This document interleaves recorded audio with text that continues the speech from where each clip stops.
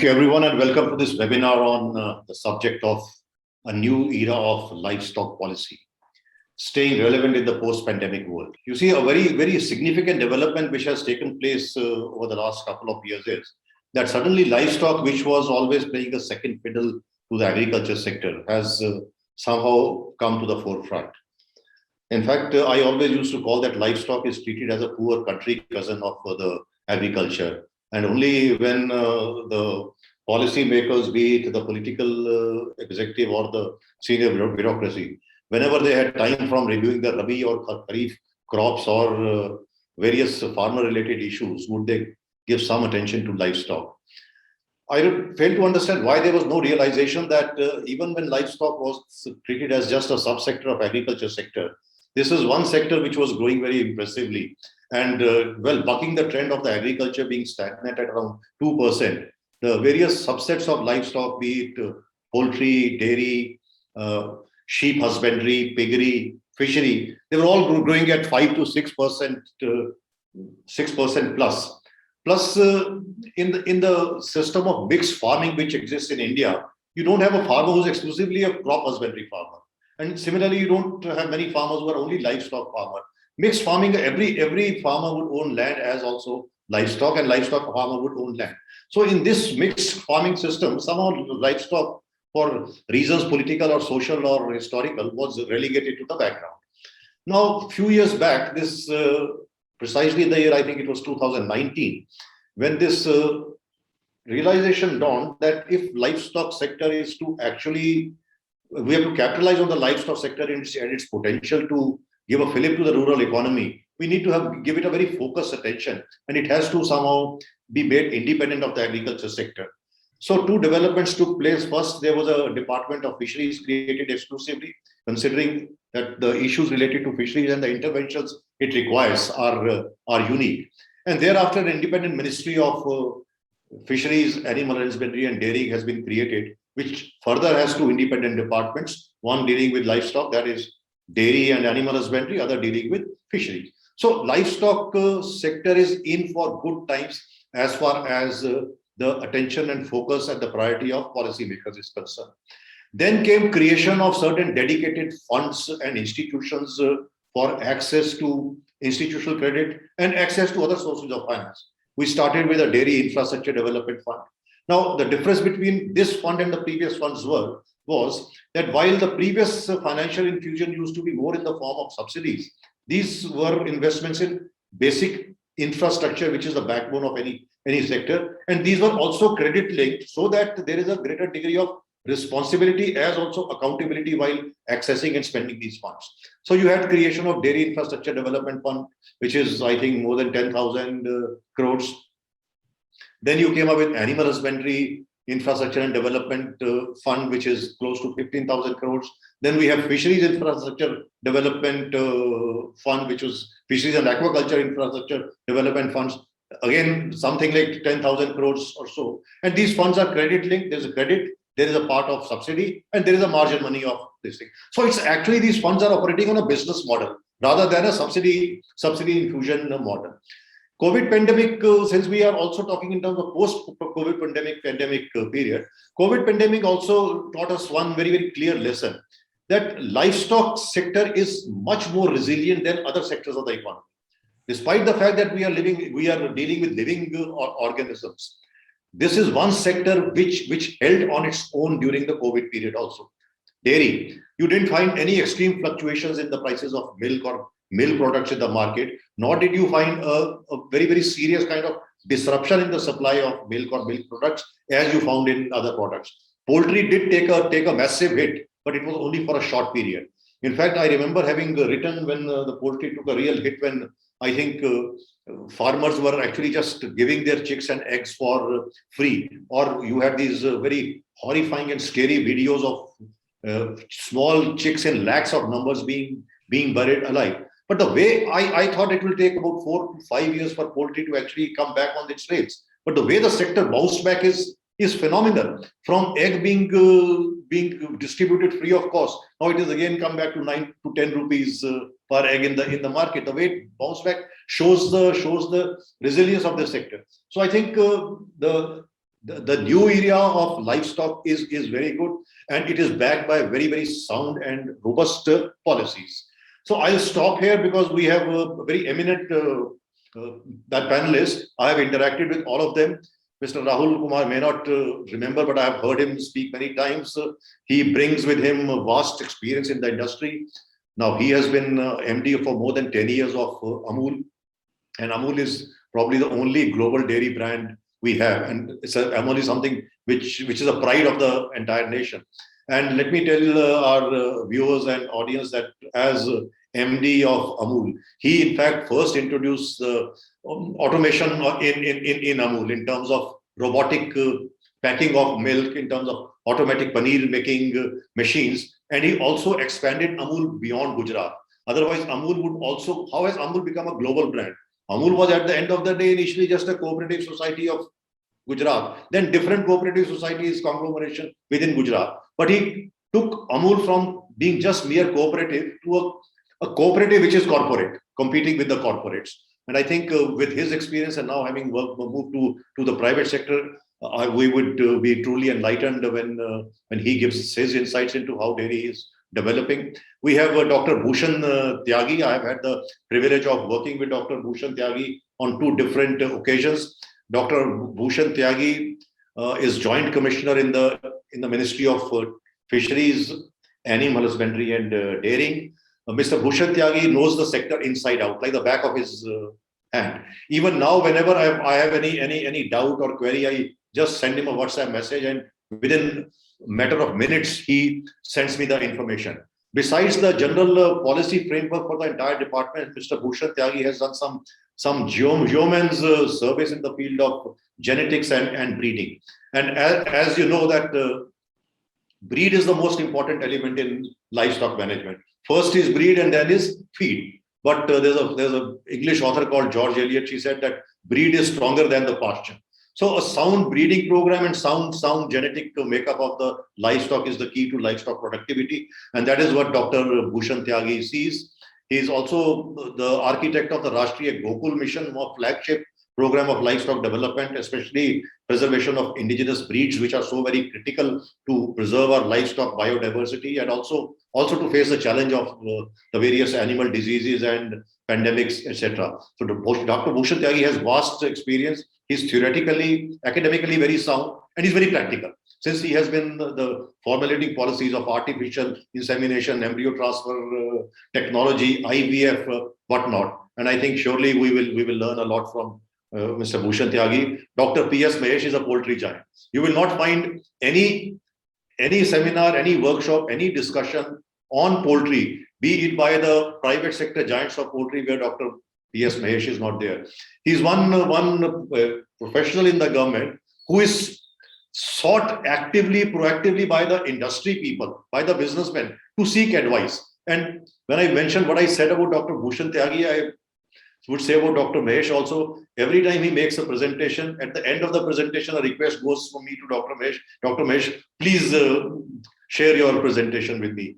Many times when I write articles on poultry, a lot of inputs come from Dr. Mahesh. Dr. Mahesh, well, not me, I'm not how I'm saying. You talk to any veterinary university person, you talk to the poultry industry, by which I mean is right from a small poultry farmer to the biggest poultry giants in the country. They would say that the last technical word on poultry development in the country is Dr. P.S. Mahesh. So we are lucky to have all of you here, gentlemen, and I'm sure that this webinar is truly enriched by your presence. So if you permit, we'll just go on to some specifics. Dr. Bhushan Tyagi, I will start with you. As I said that for me, and I feel that the most critical part in livestock management development is the breed. I would request you to please tell us briefly about what Rashtriya Gokul Mission is. What is its implications, especially its implications in terms of enhancing farmers' income, maximizing the farmers' returns, and how would it end up in improving animal productivity? And also very briefly, I would just say in the next 8 to 10 minutes, tell us briefly about these strong initiatives the government has taken in terms of introduction of sex-sorted semen, introduction of embryo transfer technology, and where do we stand globally in terms of these new technologies? Doctor, over to you, Dr. Bhushan Tyagi. Please unmute yourself. Please unmute yourself. Please unmute yourself. Dr. Tyagi, please unmute yourself. Your mic is on, off, Dr. Tyagi.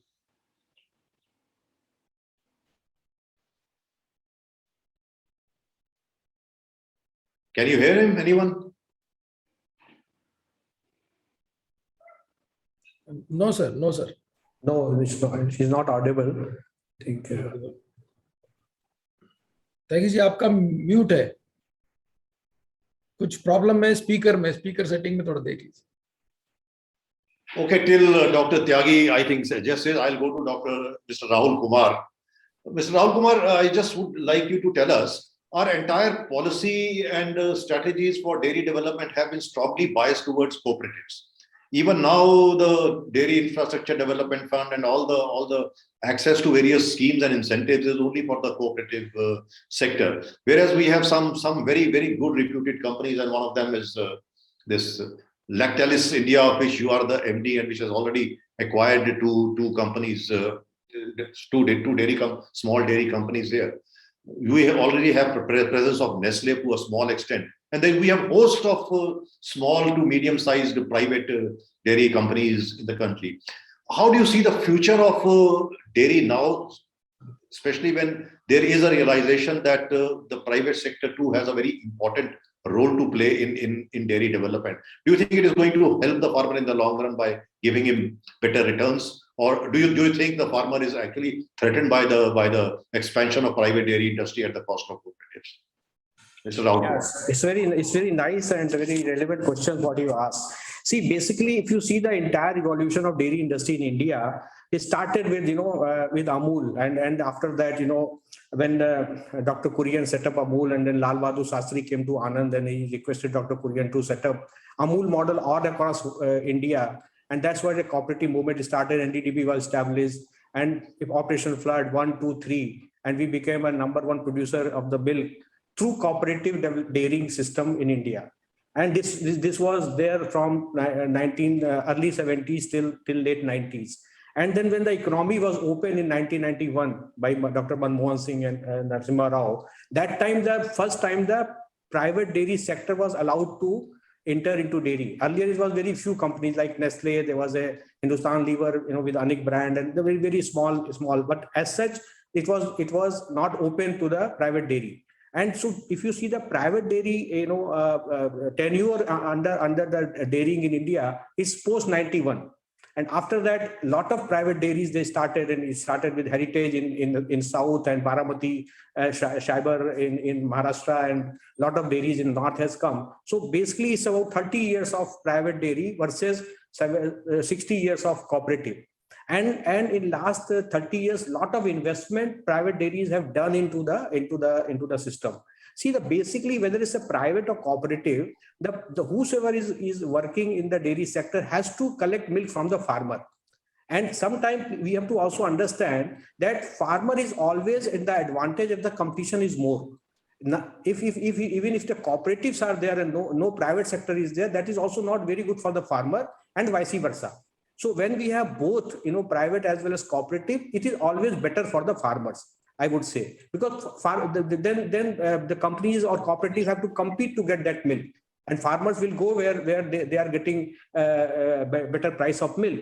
And normally we have perception that private dairies are not paying good prices, but it's not true. If they don't pay the good price, the milk will either go to cooperative, or it will go to a better private fellows who are giving the milk. But coming to your point, that because of the entire dairy sector was developed through cooperative system, and NDDB was formulated, and NDDB, if you see there, the mandate is to develop the cooperative dairying system in India. So basically, the entire government policies, right from the inception of NDDB and the Ministry of dairy development, so all the policy was directed towards cooperative sector till very recently, I would say. And even today also there is no clarity, because if you talk about any grant or any help or any financial support, it is basically assumed that it will go to NDDB, and NDDB will go to from NDDB it will go to cooperative dairying or government dairying in India, which is not, this is not a very good sign, because in the recent study, private sector is collecting more than cooperative sector. In fact, if you take that is 50%. More than 50% in some areas, is more than 50%, but overall, the collection of, except you exclude Gujarat, where Amul is operating, in most of the states, private sector is almost as big as cooperative, which is also a good sign in terms of, because there is a lot of market and there is a lot of milk production is happening, and private dairy is also investing a lot of capital in terms of value-added products. So if you see that a lot of new products like cheese and yogurt and curd and some other value-added products like whey drinks and all, it has come from the private sector. So I believe that the policy what the government of India has as a livestock policy, first of all, I must appreciate that recently last 5-7 years, a good focus has been given. That is a good sign. I always see in any budget or maybe in between the budget also, the good focus has been given to dairying in India, which is very, very important, because livestock is a very, very important sector, as you very rightly briefed in your introductory message, that it is really and especially post-pandemic, where people have really understood, the importance of nutrition food, and that is what is coming from livestock. Of course, there was some misconception initial month of COVID regarding this poultry and chicken and all this thing, but milk was always taken as a good source of nutrition. And I would believe that after COVID, the demand is going to increase. And we have seen the even demand of paneer and some other milk products have increased, because people think it's a better for their health. So what I suggest that in the policy level, the private sector should also be included, because at the end of the day, when the policy, when we say livestock policy, it is livestock policy for the people who are holding those livestock, and those people should be the real beneficiaries of any policy. And whether it's a poultry or fishery or milk, those are the farmers. Where they supply the milk, it doesn't matter. But if some private sector is working in certain areas, and to collect the milk, they have to go to the farmers, and that farmer is not getting the benefit, which has to be channelized from Delhi to say about Chennai to rural part of Tamil Nadu. It is not a very good sign. So thank you, Dr. Kumar. You made a very relevant point that if we exclude or ignore the private sector, that means we're ignoring more than 50% of the milk. More than 50%. So basically, we have to also see the policy not for the private sector or cooperative sector. The policy is for the livestock holder. It may be any farmer, and we have to see that whether that farmer is getting benefit irrespective of where he is supplying his produce. It may be multinational company, it may be export, it may be small trader, but basically, we have to find out those avenues where it is. So policy has to be a little bit more clear and very, very unbiased, as well as very direct. Thank you, Mr. Kumar. Thank you so much. I think Dr. Bhushan Tyagi, I think, are you on? Is the technical hitch settled? Then we will ask you to explain to us the Rashtriya Gokul Mission and the other programs for breed improvement. Unmute. You have to again unmute yourself. Sir, Yes. I had unmuted now. Sir. Thank you very much, sir, for inviting me in this discussion, sir. Respected sir, we are implementing Rashtriya Gokul Mission. You may be aware of that, sir. Since 2014-15, we had initiated this program. This is a unique program, and this program was initiated exclusively for development and conservation of indigenous breed in the country, sir. And this program has made major changes in the entire country in implementation of the latest breeding technology, like artificial insemination program, which is going to be extended from the 30% label at present we are, then to 70% label. This has also been made as a budget announcement, and more allocation have been made to the department for implementation of artificial insemination program, which we were calling it as a nationwide artificial insemination program. This has made very good changes in the country. Now there is a good acceptance of artificial insemination among the farmers, and artificial insemination is also increasing. And there is a huge demand of indigenous semen in the country, and the indigenous semen, which was at only 5 million doses at that time. Now we are producing around about 30 to 40 million doses of indigenous semen in the country. The huge number of indigenous semen is now being produced in the country, which is made available to the farmers. The quality of semen have also improved substantially. We have very good quality of bulls at our semen station. We have increased standards for the bulls which are available at our semen stations.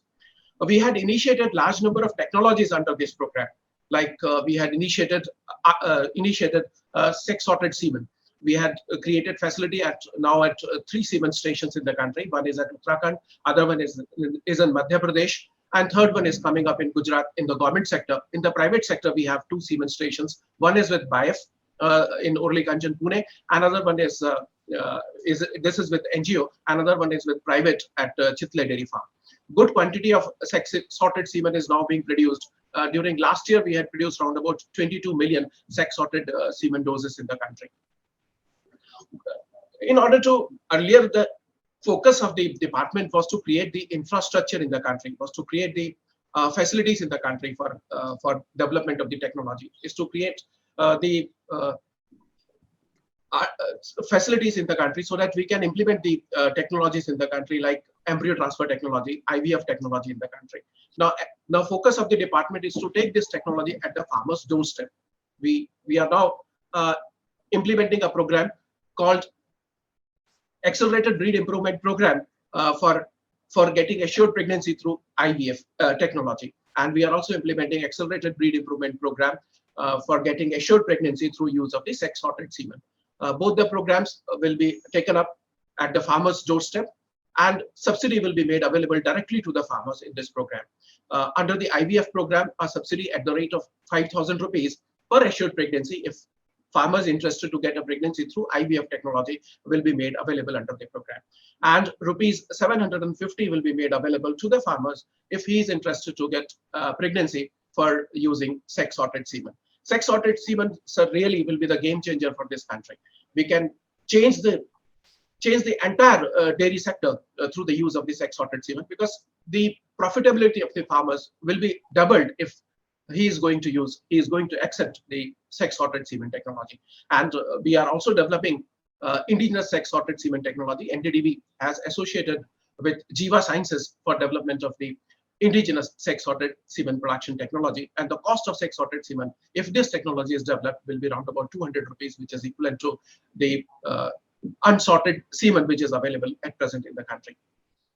These are the major focus of the program to implement the technologies at the farmer doorstep. Under the nationwide AI program, so this program was initiated in 2019.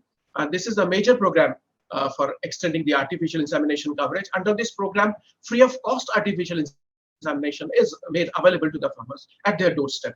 And in this program, we are also making available the incentives to the AI technicians. Earlier, the incentives were not available to the AI technicians, and we have requested all the states to procure only the quality semen doses, so that good quality of semen doses is available to the farmers. And this good quality of semen doses will tremendously improve the production and productivity of the bovines.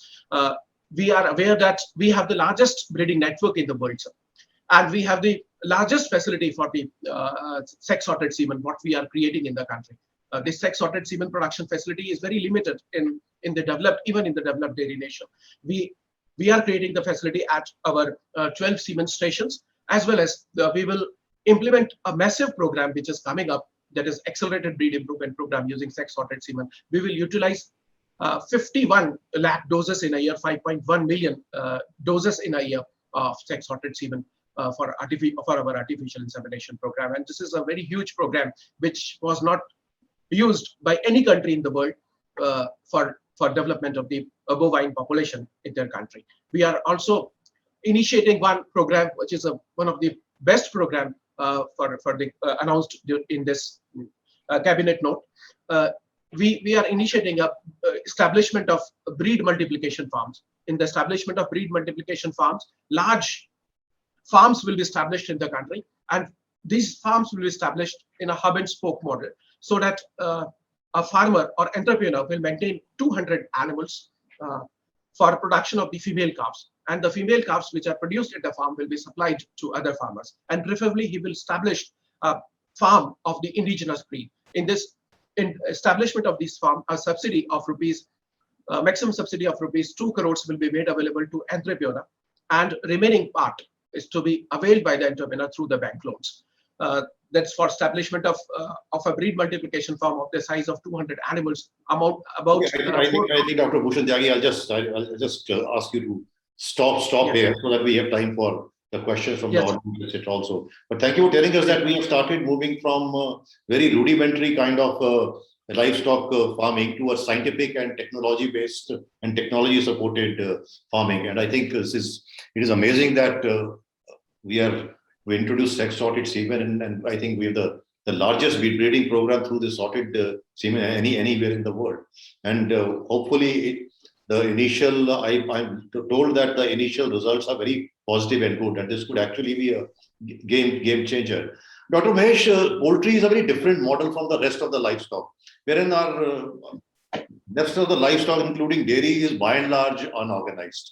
As Mr. Rahul Kumar also mentioned, that we may be having a cooperative model, but cooperative is handling less than 50% of the milk, and very little actually gets processed into some value addition, etc. Most gets consumed as raw milk. But poultry, on the other hand, is the only subset of livestock which is highly organized. I think I'm told that more than 80% of the entire poultry is organized and it is vertically integrated. But just explain to us, how is poultry different, and how this integration model has really helped the small poultry farmer at least get bulk of the gains of the developing markets. And also, what are the pitfalls of this integration? Is the poultry farmer now victim of a monopoly? If he benefits from the monopoly, does he get victim of the monopoly also? And how to handle this and address this situation? Over to you, Dr. Mahesh. Thank you so much, sir. Thank you for the initial compliments you mentioned, and my respected co-panelists, very nice of you, and the audience. To give a perspective of poultry sector development, sir, it has started in government only. As Kumar sir was mentioning, about cooperatives, regional poultry farms were started in Bangalore, Hesarghatta, and then Bhubaneswar, and then in Mumbai. So these are the stalwarts who started here as the regional poultry farms, now hopped into private sector. As you mentioned, now I always compare poultry sector with the Tata Consultancy Services. The top line of Tata Consultancy Services is around 1.5 lakh crores. Our sector is also 1.5 lakh crores with employment of 6 million people. Whereas TCS only employs 5 lakh people, we are employing around 6 million people. In that, as you mentioned, the structure is very organized. As compared to dairy, we are very organized in the top leaders. If you see Venki is around 15,000 crores, Suguna around 9,000 crores, IB around 10,000 crores, Godrej around 5,000 crores, and CP around like this. The structural things have happened, as you rightly mentioned. The cause of it is integration. So integration was brought to the country because of the only issue of it is a pure commodity. So demand and supply was so pushed and pulled. So sometimes we have a crop of maize so high and soya so high, the production cost will be so less, and you will not be able to sell to the market. Similarly, when the cost of, I always say, agriculture drives poultry. This year also you have seen, centuries we did not see in the cricket, centuries we saw in soya. Soya crossed 100 and maize crossed 25 rupees, and poultry demand suddenly crashed. So that is a sectoral vulnerability. At the supply side, you need to have agriculture consistent supplies. At the demand side, it's very variation because of the seasons. So this made the corporate sector to think about integration. Integration is nothing like a win-win model for everybody. Farmer risk is balanced, but the model gives him a consistent cash flows. These consistent cash flows made the countries to believe that the farmer can take up an integration model. What companies did is, I always say that, I've been in Bangalore for the past 2 decades. Earlier in Bangalore, there were 700 farmers. 700 farmers at the mercy of 10 to 20 traders. 10 to 20 traders till today. 10 to 20 traders means one trader will have 300 lorries. So what changed is this 700 farmers are converted into 4 companies. Now 4 companies are demanding these 10 traders to, now the bench has shifted. So that is how the integration brought a daily policy of pricing. So every day the policy of the pricing is every day broiler prices are fixed, the egg prices are fixed. So this has been a stability model. But only thing, as I give a thing, is we have no control on agriculture input like maize, soya, another thing. So the policy issues, if I take it, I would say that very simply that India is a big country of 1.4 billion people. We need volume. So volume game has to be played by the large players. So value, that means, we are having another segment where it is niche, backyard chicken, backyard eggs, free range eggs. These are the value products has to be taken by a small player. That's why I always say that policy should be like, volume by large players, value by small players is a message I want to give. Coming into Government of India's initiatives, we identified that we are only playing a facilitator role. We are only playing a facilitator role and risk management role. Whenever industry faces any risk, they come to your office also, as when you were secretary, you used to help them. Similarly, now also when the crisis comes, we help them. So coming into the recent policies, what Government of India has initiated is Infrastructure Development Fund. So this is a 3% interest subsidy subvention for going for feed mill, which is a gap. We are going for processing, which is a gap, which is a forward linkage. We are going for processed products. So government has identified that we will help you, whether it is a small segment or a large segment. Coming into another scheme, it is NLM, National Livestock Mission. In that, the new scheme which is there in the last month is up to 25 lakh rupees subsidy we are giving on capital subsidy. Very interesting. We are including into technology adoption, we are including into everything, so that once you give a capital structure for the tier 2, tier 3 cities, that can come up. The third point which I want to make is performance linked incentive. So this is dotted with Ministry of Processing. We are giving a performance linked incentive scheme for the development of the sector. So fantastic growth is promised for the future, because as you rightly said, the spring action happened. Initially, people felt that eating chicken and egg will get corona. Now people believe that eating egg and chicken is good for immunity. Now my simple message to the audience is vitamins ke liye, minerals ke liye dawa mat khao, anda khao. I think I'll stop at this. I'll take some questions if you have, sir. Thank you, Dr. Mahesh. I think you made a very good, valid point, and I would request Mr. Rahul Kumar also to throw further light on that. Volume versus value. Big players, large organized players are giving volume. There's a small player who's giving value. Mr. Rahul Kumar, you see, we always talk in terms of volumes and quantities. We produce maximum milk, but do we produce best milk? Where is it that while we are excellent in quantity, we somehow fall short in competitiveness as far as the quality parameters are concerned? We globally, you see, milk products, chocolate, ice creams, they are really captured the milk product market. What about our diverse range of traditional Indian sweets, Khoya-based sweets or China-based sweets, etc., which we have? The scope is tremendous. What should be the strategy in terms of popularizing and globalizing Indian sweets and making our products more competitive in terms of quality? Yes, very nice question. See, basically, we have huge market for two products. One is which perhaps we don't even understand, or we don't even notice that. One is ghee. If you see the value-wise, the ghee is the largest value product what Indians are consuming, whether it's a branded, non-branded, whatever it is. It's a very huge item. And second is, out of that ghee and all other, ingredients, sweet is also very big market. Now, we have done so much, work on the improving the, quality of the various products and all this thing. In sweets, the only thing what we could not do, and I'm telling you that most of the now dairy companies are entering into sweet business. And this was required some kind of, very small improvement in terms of extending the shelf life to make it more I think relevant for the longer period of time, because that was the basic issue. And because of that, the market was very limited. Suppose if I am making one sweet in one dairy which is there in Jaipur, so I will be able to sell only in Jaipur. But if I want to transport it to Bombay, I need 3 days more shelf life, so that the shelf life extension, during that, the sweet can travel to Bombay, and then the Bombay is a very huge market. And people need a good quality of sweet. So it's really a very good product, which is very specific to Indian market. And people are looking for good sweets, because that's what our culture and our heritage is. And this was perhaps because people were not having the kind of confidence of the quality of sweet. Then the chocolates and other Western products, they enter into our system. But now dairies are doing good research work, and they are now started making sweets with the extended shelf life.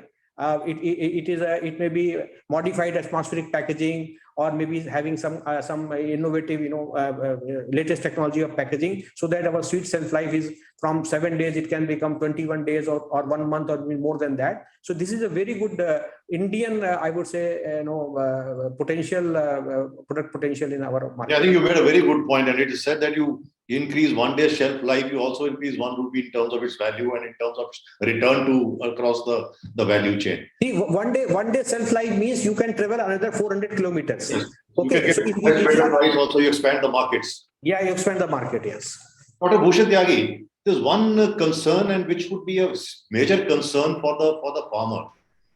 And it could, if you address the productivity, it may add to his costs also, because when you are doing this breed programs and you are coming up with improved breeds, sex sorted semen, other things, it could also lead to various health issues and health interventions. Are we addressing the livestock health issues simultaneously? When we introduce sex sorted semen, we are basically trying to, in its own way, manipulate the genetic makeup. We are tampering with the basic process of nature. It would also mean a different approach to managing livestock health. How are we addressing that?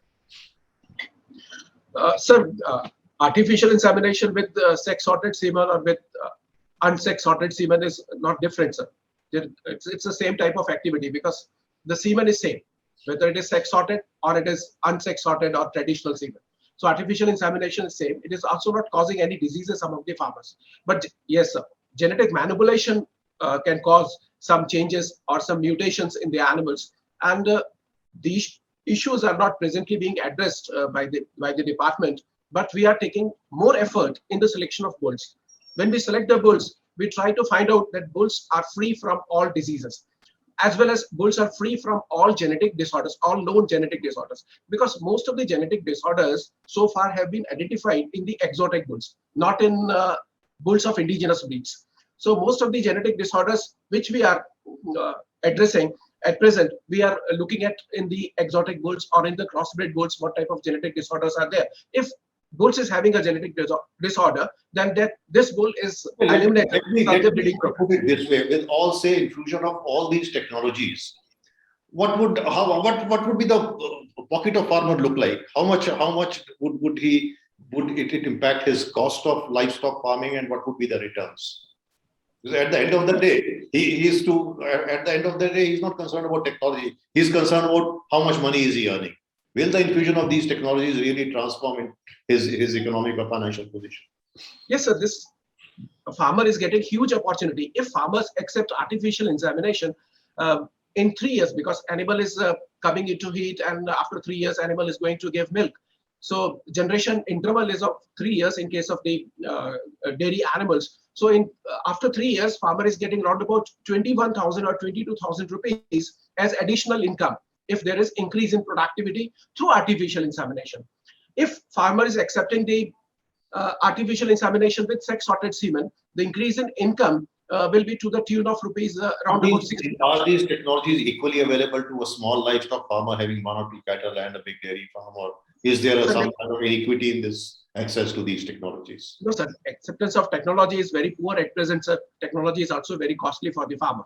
Ordinary farmer is not going to accept all the technologies, because the cost of IVF technology in India is around about 22,000 rupees for getting 1 pregnancy. The cost of sex sorted semen is around about 500 to 600 rupees per dose. In case of artificial insemination, it is around about 200 rupees for getting one animal artificially inseminated using the good semen. But if we accept this technology, there will be a tremendous improvement in the quality of animal. So it is said that we can change entire genetic makeup of the animal in a single generation, whereas through artificial insemination, it is only possible in 7 generations. So 7 generation in animals is around about 21 years, and single generation in case of animals, because gestation period in case of animal is around 3 years. So in comparison to what we get in 3 years, we will get that much of amount of genetic change in 7 years through artificial insemination. There is a tremendous improvement. We still need to address the issue of affordability of all these technologies for the small livestock holder. We need to address. Yes, sir. We department is now taking Now, up I this just come back to you. Do you think there is a case for the dairy sector imbibing something from the poultry sector and integrating it across the value chain and integrating the small holder with the big players? See, as you rightly said, the poultry is much more organized because the result is very immediate. In dairy sector, the incubation period is very high. If you do some kind of breed change or improvement in breed or trying to do some kind of innovation and kind of thing, it takes several years, maybe 6, 7, 8 years. So first of all, one thing should be very clear, that we have to improve the technology in dairy. Okay, that goes without saying. The issue is that today technologies are available. It may be expensive. Then the policy comes into the picture, whether some policy can subsidize those innovative and technological advancement tools to benefit the small farmers. And more importantly, I would say the biggest problem what we have in dairying is a lack of data what we have in entire value chain. Today we have 30 crore animals, but we don't know even the artificial insemination is available. First of all, it should be available with some kind of IT tools. So farmer must know which breed I have to, insemination I have to do. It is not there. We don't know. We don't have any basic data of the breed and all these things. So this also makes a lot of problem in terms of execution. Second is that even we say AI, embryo transfer, and it's a different orbit. I'm just talking the simple AI. The AI technicians training is not there in place at the grassroots level. So we have a huge inefficiency there, so that their strike rate of AI is 33%. So out of 3 AI, only 1 is successful. So farmer loses 1 month or 2 months, without getting the buffalo or cow conceived. So we have more practical issues and more operational issues in dairying, apart from technology available, but it's not being executed properly at the grassroots. I'm not saying that everything will be sorted out with, sorted sex semen or AI or in biotransfer, but even whatever AI which we have been working since last 30, 40 years, AI model in dairying is not getting properly executed at the ground level. Forget about the farmer knows of which kind of AI semen he has to adopt for. There is no IT. I always say that we are IT capital of the world and we are the milk capital of the world. Why don't we combine both IT and milk and really make a very systematic execution of all the technologies which are available, so that a small farm can get the benefit out of that technology. Today it's not happening. He does not know what ration I have to feed, what kind of semen I have to look for, and how this entire system of 30 crore animals are with some database to at least design some breeding and this kind of policy, what kind of fodder is needed, what kind of feed is needed, whether we have mapped the animal population versus fodder availability by some satellite technology, so that we know that in this area we have 1 million animal, but 1 million animal equivalent fodder is available or not. So these kind of technological inputs have to be there, so that a small farmer can really get the benefit. I think Dr. Mahesh could throw some light as to the application of information technology, especially digitalization in the poultry industry. Yes, please. Wonderful, sir. Just to follow what Rahulji mentioned. See, now what is happening, sir, in our sector, the technology driven, especially Bangalore, I would say, it has become startup capital. Startup capital for the meat sectors. I would see now recently one unicorn also was announced from meat sector. So that is not happening if you see in dairy. So I was jotting down what poultry can learn from dairy. One thing poultry can learn is cooperative network. That network we are missing. As I mentioned, is value for small players. Now we are organizing NGOs like, Kutumba Shri, Sikkim Association. There we are selling at a premium product of $50 an egg. We have a company called Happy and it is selling $50 an egg. Probably cooperative sector should move from dairy into poultry, or we can take that idea into thing. Then I am very surprised that milk as a chilled product is accepted. So we need to push that concept into our minds of poultry, so that we need to fix up milk where it is very chilled, comes to the door shop. So now I dream a day that paper, milk and chicken and eggs should come as a subscription model to your door. So as a chilled product also, that will drive the more market.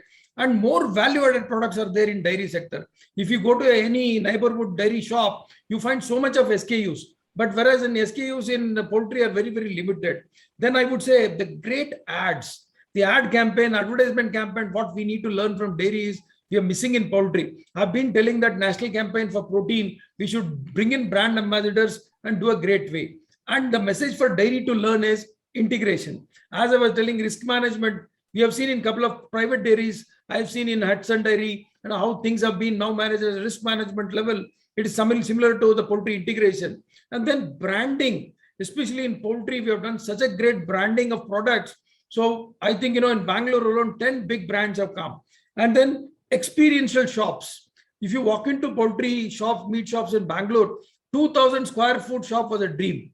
So now you can see 20, 30 outlets of such shops. Like I can, with a lighter vein, I can say MRP shops, liquor shops, MRP shops. That kind of an experiential shops have come in poultry. So you walk into a shop of 2,000 square foot, you can see that probably dairy can pick up an idea. And another interesting factor dairy need to pick up is, in our poultry sector, many players over the turnover of 500 crores. You only find lot of only 10 or 15 biggies in dairy sector. I would encourage that dairy can create a lot of startups with more than that. So what is happening in poultry digital technology is today online experience is a great idea. But only skewed policy issue is we made a calculation that around 7 to 8 crore population in these metros are consuming 3 million metric tons of chicken meat. We are producing 5 million metric tons of chicken meat. Of that, only 7 to 8 metros with around 7 to 8 crore population is consuming it. So we need to drive our policy digitally. Recently, we conducted a tier 2, tier 3 marketing strategy so that we need to go and give in tier 1 and tier 2 the chicken and egg at a very affordable price. Since the startups are digitally evolved, I think that reach may not be far, sir. Thank you. Thank you, Dr. Mahesh. I'll come back to you, Dr. Bhushan Tyagi. What is the thinking at the government level in terms of the breed mix of our livestock? At one stage, we first had indigenous, then we went on to large AI program having crossbred animals. Now, again, we are going towards indigenous breed. Do we have, in terms of any idea that, well, we could have this much, our total livestock population should have a mix of purebred exotic animals, purebred indigenous breeds, this much of crossbreeds? Have we identified the areas wherein zoning of the areas or regions wherein we could promote this breed and that breed? Sir, at present, sir, we have not identified any area in which we are promoting crossbred population or in which we are promoting the indigenous cattle population. So most of the states have already notified their breeding policy, and this is the state subject, and they have their own breeding policy. And Government of India has notified it National Livestock Policy. As per the National Livestock Policy, we have mentioned that we will undertake crossbreeding in the nondescript cattle population, limited to some percentage, as well as we will upgrade our nondescript cattle population with known indigenous breeds, with high-yielding indigenous breeds. And third point in the breeding policy is the development of the buffalo population using the identified breeds of buffaloes, and we will undertake development and conservation of indigenous breeds in the breeding tract. This is mentioned in the National Livestock Policy, and all the states are implementing their policies and the programs, and states have identified the area in which area they are going to promote the crossbred population, in which area they are going to promote the indigenous cattle population, in which area they are going to promote the other population of the indigenous breeds or local breeds, or develop the indigenous population in that area. Semen of all indigenous breeds as well as the exotic breeds are now available in the country, and very good quality of semen is available. In the breeding program which have been formulated by the state, they have formulated their breeding program on the basis of the resources available in that area.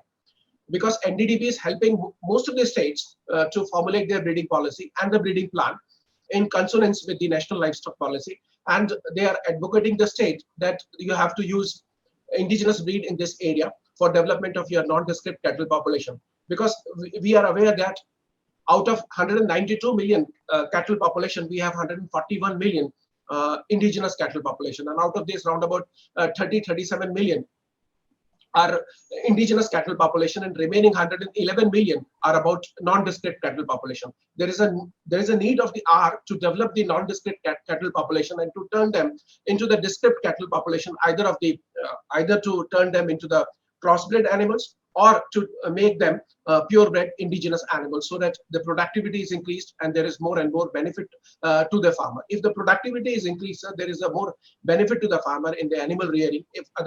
If he is maintaining an animal which is yielding 1 kg or 2 kgs of milk, he is not making any money out of it. And in the smallholder dairy system, to implement a very good program of recording is very difficult. We have initiated some programs like ENAF has been initiated in the country. We are now having around about 20 crores of the animal which have been identified under the ENAF. If the ENAF database is going to be strengthened, then we have every type of information regarding the artificial insemination, regarding the IVF information, as well as the use of the sex-sorted semen in the country. And this is the need of the hour to take up the identification, to maintain the identification, traceability of the animal for productivity as well as for the health. Thank you, Dr. Tyagi. Mr. Rahul Kumar, with your very vast experience in the cooperative sector and now in the private sector, and with your professionalism, if there were 2 or 3 key policy interventions and 2 or 3 key strategies which you think the government of India should be taking up, we have 2 professionals from the ministry. What would you advise, and what would your expectation be from the government in terms of taking the dairy sector to the next level?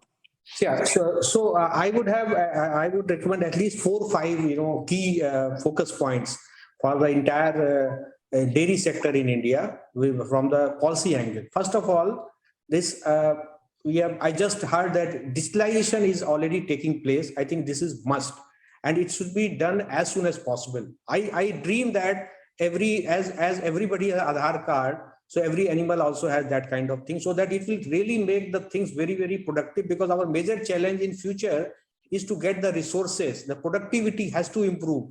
The resources are very less. We don't have feed, fodder, water, manpower. So until the productivity is there, and this can only be done when you have a proper database and digitalization, so that right resources are getting into the system. We have a big issue in terms of feed and fodder and water. So this is one. Second is that we have to de-link the cooperative and private. It has to be livestock holder centric policy. So that whether we have to just connect the farmer, whether it's going through cooperative or private. So that is also very, very important. But otherwise, it will exclude a very major portion of the policy, which is through private sector, which is almost half of the total milk production. That is one. Second is that we have to work on the quality at the ground level. What problems we have? We are the largest producer of the milk in the world, but we have the least share in the export market.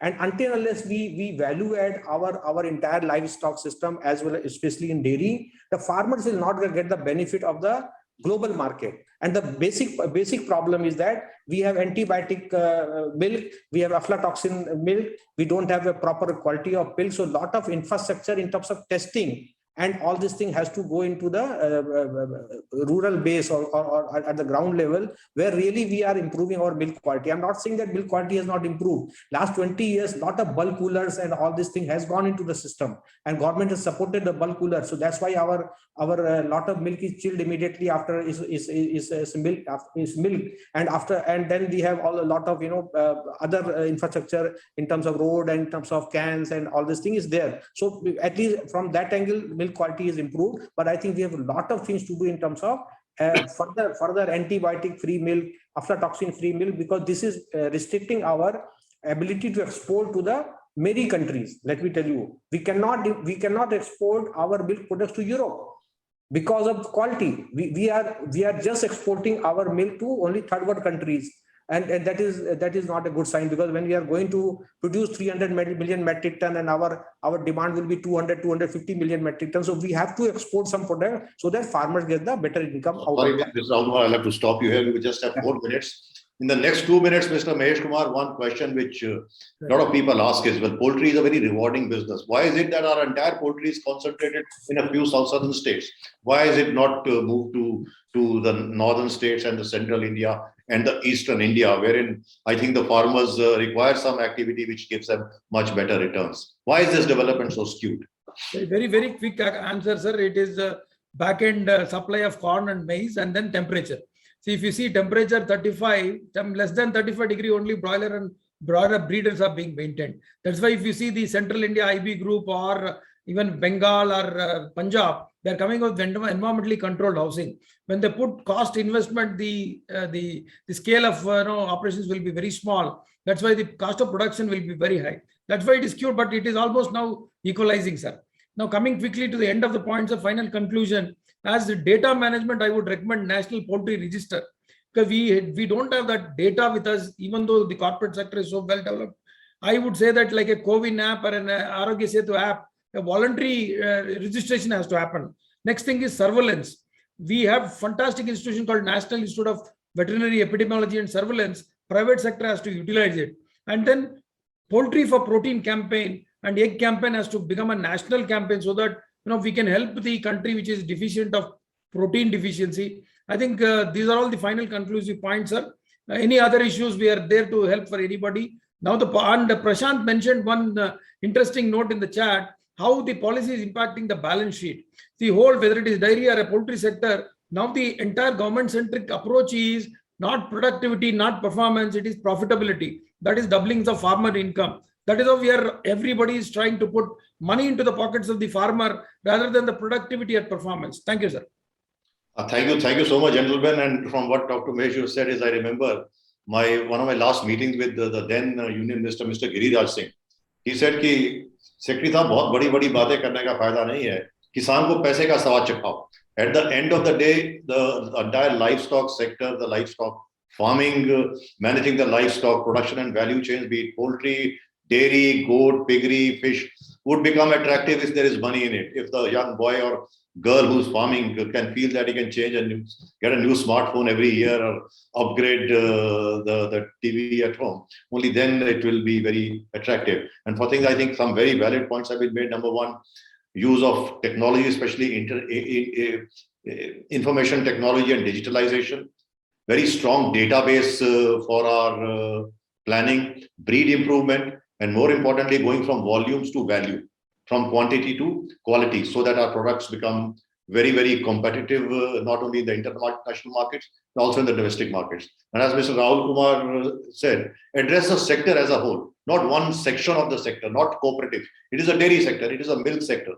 At the end of the day, our policy should be whatever maximizes the return for the farmer, whatever maximizes translates the effort of the farmer into maximum profitability. That should be our aim. There are several other issues like traceability, health management, disease surveillance, etc., which I think they all fall under the overall large umbrella of productivity. How productive our livestock is. Productive livestock would mean the livestock would be healthy livestock. Its feed would be managed well. Its disease would be managed well. I think we have addressed all the questions also which were there in the chat box. There being no other question, I once again thank all of you, and not only on behalf of all the participants and the audience, I thank you on my personal behalf also, because whenever I interact with professionals such as you, I feel that I am mentally and enriched and in my knowledge also, and without acknowledging specifically, I do acknowledge generally that whatever little I know of the sector is from my interaction with all of you. Thank you so much, and I hope we have such interactions and such discussions. Thank you very much. Thank you. All the best.